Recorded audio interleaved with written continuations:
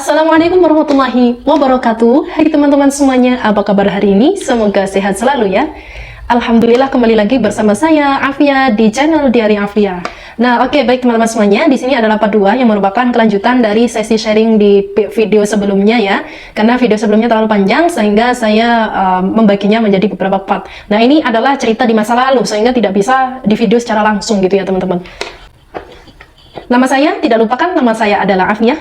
Sebenarnya sedikit cerita kembali, nama Afia ini bukan nama yang tertulis ya teman-teman. Jadi nama yang tertulis saya adalah Andris Nurita atau biasa dipanggil Nurita. Tapi oleh guru saya diganti dengan Nur Afia dengan harapan mudah-mudahan dengan nama itu bisa menjadi orang yang lebih sehat dari sebelumnya gitu ya teman-teman. Nah, di sini saya akan bercerita tentang keseharian saya sebagai Odapus pada masa itu ya. Dan alhamdulillah ketika lulus S1 itu ya teman-teman, saya memutuskan sambil menunggu saya masuk di S2 itu saya kerja dulu.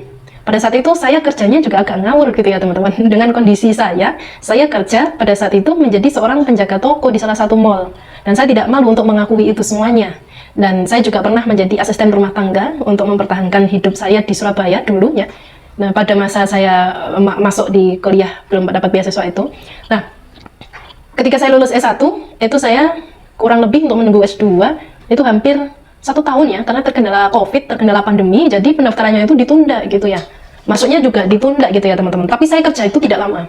Saya kerja setelah saya selesai sidang skripsi bulan Januari, itu saya kerja, kemudian masuk ke Februari menjadi salah satu penjaga toko di mall, toko baju-baju muslim gitu ya, di Royal. Dan alhamdulillah di situ saya cuma 2 bulan. Kenapa cuma 2 bulan? Ya karena setelahnya ini memasuki Maret itu terjadilah, kalau teman-teman tahu, ada pandemi, ada COVID.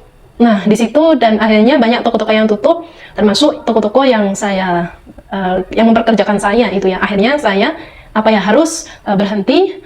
Selain karena memang kondisinya sudah sangat sepi ya, mau tempat-tempat perbelanjaan sudah sepi, saya juga memikirkan kondisi kesehatan saya. Jadi kalau saya ada di tetap ada di luar, apalagi Surabaya saat itu kondisi COVID itu sangat mencekam ya. Pada saat itu semuanya kaget dengan kondisi yang ada, termasuk saya juga kaget. Nah, akhirnya saya harus segera pulang nih ke desa. Nah, kalau saya di Surabaya, takutnya saya terkena lupus gitu ya. Dan di situ akhirnya saya memutuskan ya untuk pulang ke desa, di Tulung Agung sambil menunggu S2. Karena saya belum bisa masuk, karena saya harus menunggu masa pendaftaran ya. Dan akhirnya pendaftaran dibuka bulan Juli ya, kalau tidak salah Juli Agustus itu pendaftaran. Dan akhirnya sudah diterima, saya masuklah di S2 UINSA. Nah, tapi ini sejarah pertama kali ya teman-teman, yang mungkin belum pernah terjadi sebelumnya. Saya juga baru mengalami bahwa saya adalah angkatan pertama COVID, angkatan Corona. Kalau teman-teman menyebut angkatan Corona. Kenapa? Karena mulai awal masuk itu sudah kuliahnya online atau kuliahnya jarak jauh gitu ya teman-teman. Akhirnya disinilah saya kuliah dari rumah. Kuliah jarak jauh, kuliah dari rumah. Bagaimana sih pengalamannya sebagai seorang Odapus yang kuliah dari rumah? Apakah ini justru menguntungkan atau tidak? Nah, ini saya akan cerita. Ini murni yang saya alamin ya teman-teman. Saya hanya ingin berbagi, bukan untuk menjatuhkan pihak manapun, tidak ya teman-teman. Nah, kalau dilihat dari sisi poin plusnya, alhamdulillah sangat terbantu dengan adanya kuliah online. Karena ketika sakit itu tetap bisa ikut hadir gitu ya. Jadi absennya tidak sampai kosong gitu ya. Karena kuliahnya pakai Zoom, kadang pakai Google Meet gitu ya teman-teman. Jadi tidak sampai ada absen, tidak sampai ada izin gitu ya. Kalaupun saya lagi di rumah sakit, saya tetap bisa ikut kuliah. Kalau masalah tugas kan tetap bisa dikerjakan di mana-mana gitu ya teman-teman. Nah, tapi tidak enaknya teman-teman, saya ketika kondisi pandemi, memang hati, pikiran, kemudian juga mental itu alhamdulillah jauh lebih siap untuk menerima apapun kondisi diri sendiri. Jadi tidak pernah lagi menolak ataupun mengeluhkan, kenapa saya harus begini, kenapa saya harus begitu, kenapa diuji begini, tidak. Tapi justru Masya Allah, alhamdulillah diuji begini, diberikan anugerah yang mungkin tidak semua bisa mendapatkannya, karena ini untuk membentuk karakter yang lebih kuat lagi. Allah sayang sama aku dan Allah memberikan anugerah ini kepadaku untuk dilewati, untuk berjuang di masa perjuanganku. Karena memang Masya Allah sekali, bertepatan dengan masa perjuanganku, Allah uji dengan cobaan yang seperti itu, dengan anugerah yang seperti itu, dengan adanya sakit lupus, dengan hadirnya sakit lupus, ini Masya Allah membentuk saya menjadi pribadi yang baru gitu ya teman-teman. Dan kembali lagi tadi bahwa tidak enaknya itu begini teman-teman, pada saat itu saya tidak berani ke Surabaya. Nah, saya takut mau ke Surabaya itu, sedangkan seluruh pengobatan saya, terapi dan semuanya itu ada di Surabaya, ada di RSUD Dr. Sutomo. Nah, saya takut mau ke sana.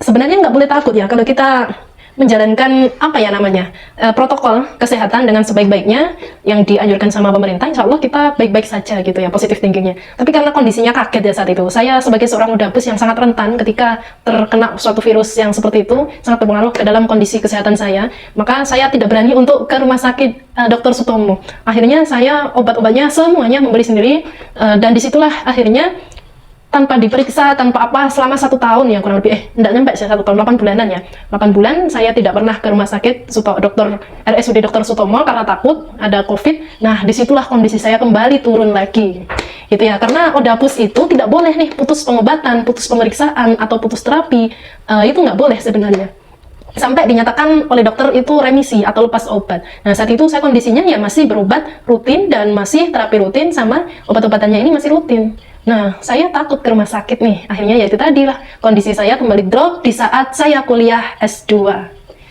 Nah, ini dropnya kondisinya berbeda ya. Kalau di S1 itu dropnya ya karena shock tadi, terutama faktor pikiran karena kaget dengan adanya saya sebagai sakit lupus, divonis sakit lupus, kaget, masih shock. Kalau ini sudah nggak shock lagi nih dengan sakitnya, tapi kaget dengan kondisi yang ada ya, dengan kondisi kesehatan dunia.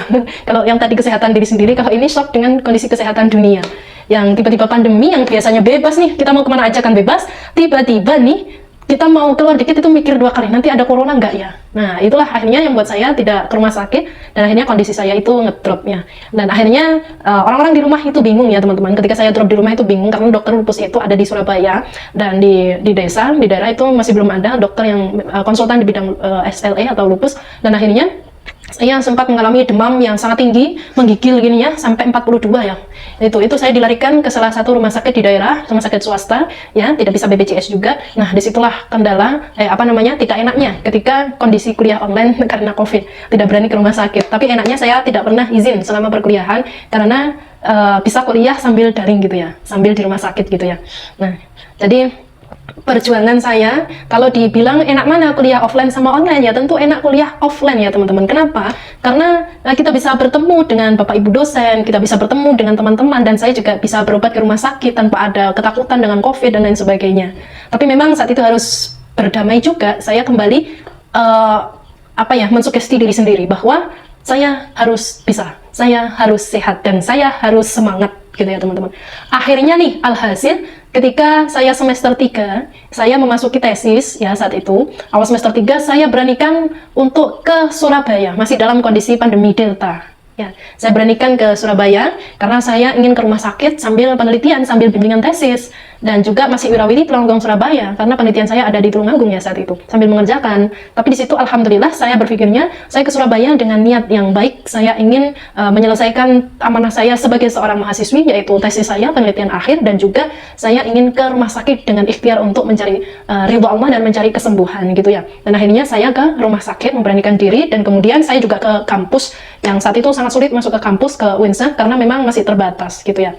Nah, dan akhirnya alhamdulillah selama masa pandemi ini memang sempat drop beberapa kali karena saya tidak rutin untuk berobat ya, karena saya takut tadi takut mau ke rumah sakit itu mikir sekian kali nanti kalau kena COVID gimana. Sedangkan di RSUD Dr. Sutomo itu banyak sekali membludak gitu ya, pasien COVID, apalagi di berita-berita itu. Aduh, pokoknya pada saat itu saya sangat takut dan keluarga sangat takut, jadi ikhtiarnya itu lebih ke doa gitu ya teman-teman. Ini jangan ditiru, boleh ikhtiar dengan doa, itu memang wajib, tapi juga harus disertai dengan action gitu ya, dengan usaha, jangan hanya doa saja. Pada saat itu saya benar-benar Masya Allah pasrah ya, menguatkan tirakatnya, doanya dikencengkan, tapi alhamdulillah dropnya pada saat itu tidak sampai menyentuh tidak sampai ke tahap yang kritis seperti sebelumnya, itu nggak sampai ya, alhamdulillah masih bisa ditangani dengan apa yang ada di desa saat itu, dengan pengobatan yang ada di sana. Ketika drop itu ke rumah sakit terdekat ya, itulah suka dukanya selama saya di S2, memang sudah bisa lebih menerima dari sisi hati, pikiran, keikhlasan,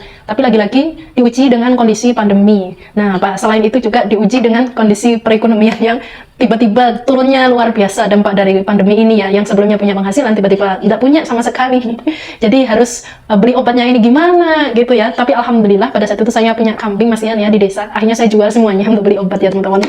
Nah, itulah kondisi cerita singkat dari saya ketika saya menjalani masa studi dengan teman sahabat setia, yaitu sakit lupus. Jadi memang apa yang saya alamin saat itu, saya berusaha untuk tetap positive thinking, berusaha untuk selalu semangat, jangan sampai karena adanya lupus dalam diri saya, maka harapan juga ikut pupus. Itu na'udzubillah ya, jangan sampai itu terjadi. Dan akhirnya, alhamdulillah ya teman-teman semuanya, tiba saatnya saya memasuki sidang nih, sidang tesis. Jadi sidang tesisnya tiba-tiba offline ya, saya harus di Surabaya. Nah, saat itu memang saya sudah di Surabaya dan saya sidangnya langsung bertemu secara offline dengan para penguji, dan saya senang sekali, saya lebih senang dengan sidang offline walaupun langsung bertatap muka dengan para penguji, tapi saya alhamdulillah lebih senang begitu ya, karena kalau sidang online itu saya merasa seperti berbicara dengan seseorang atau dengan sosok atau manusia yang tidak ada di depan saya, jadi kayak merasa aneh aja gitu ya, aneh gimana gitu ya. Jadi saya lebih suka, lebih fokus ketika berhadapan langsung di depan saya ini ada orang gitu ya, ada sosoknya yang kasat mata gitu ya, jadi bukan dia di HP ataupun di komputer atau laptop gitu ya. Dan alhamdulillah sidang selesai dan akhirnya saya dinyatakan lulus, alhamdulillah lulus pasca sarjana pada saya sidang tahun 2022 awal ya. Nah, tapi ini di sini saya tidak bisa langsung wisuda karena saya dari beasiswa, jadi saya harus eman ya beasiswanya, masih ada 1 semester gitu ya. Jadi saya wisudanya itu menunggu sampai semester genap. Jadi jaraknya antara saya sidang dan wisuda itu lama sekali, 1 semester sendiri. Jadi saya baru wisuda itu di bulan Agustus tahun 2022 dan alhamdulillah, masya Allah, bukan tentang wisudanya atau pencapaian apa yang ada pada saat itu, tapi ini tentang proses dan perjuangan di balik suatu pencapaian. Karena begini teman-teman, ketika kita menginginkan sesuatu itu tidak bisa instan ya, butuh perjuangan. Di mana ada perjuangan butuh pengorbanan, di mana ada pengorbanan kita butuh keikhlasan, butuh waktu dan semuanya, bahkan butuh uang ya untuk memperjuangkan itu semuanya. Saya saat itu mengejar beasiswa S3, makanya selain memang harus semangat dalam menuntut ilmu, tapi juga harus semangat juga mendapatkan beasiswa S3. Kenapa? Karena saya berasal dari orang yang sangat sederhana. Orang tua saya adalah seorang buruh tani atau seorang petani pada masa dulunya, dan sekarang keduanya sudah lanjut usia. Maka di sini hal yang bisa saya lakukan adalah berjuang bersama beasiswa, walaupun saya sebagai orang dengan lupus atau autoimun sistematik erythematosus gitu ya.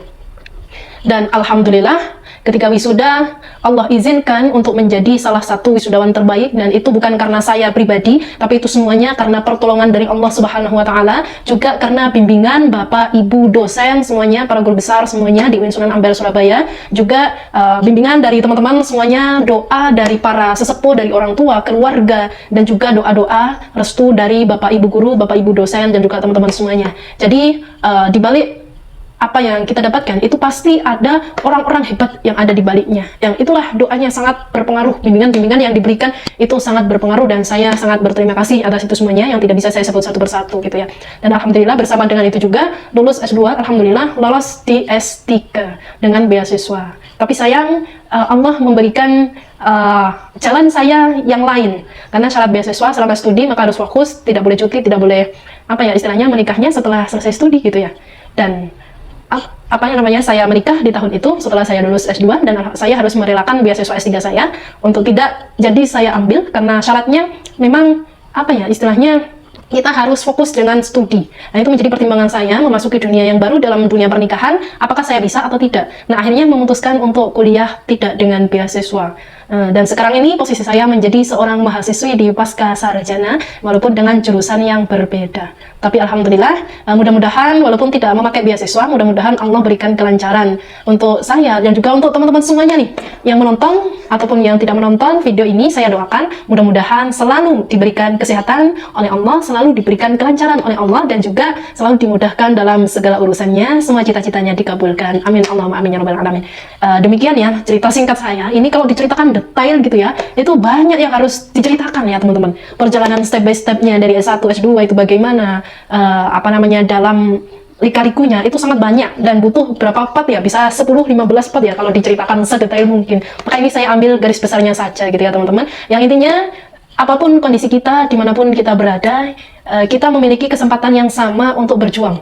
Kesempatan belum tentu datang untuk kedua kalinya ya teman-teman. Maka ketika kesempatan itu datang, jangan pernah sia-siakan itu semuanya. Karena penyesalan datangnya di akhir. Kalau di awal namanya pendaftaran ya teman-teman. Nah, maka kita semuanya harus semangat. Marilah kita berusaha semaksimal mungkin untuk meraih masa depan kita yang lebih baik lagi. Oke, sekian dulu. Kurang lebihnya mohon maaf. Wassalamualaikum warahmatullahi wabarakatuh.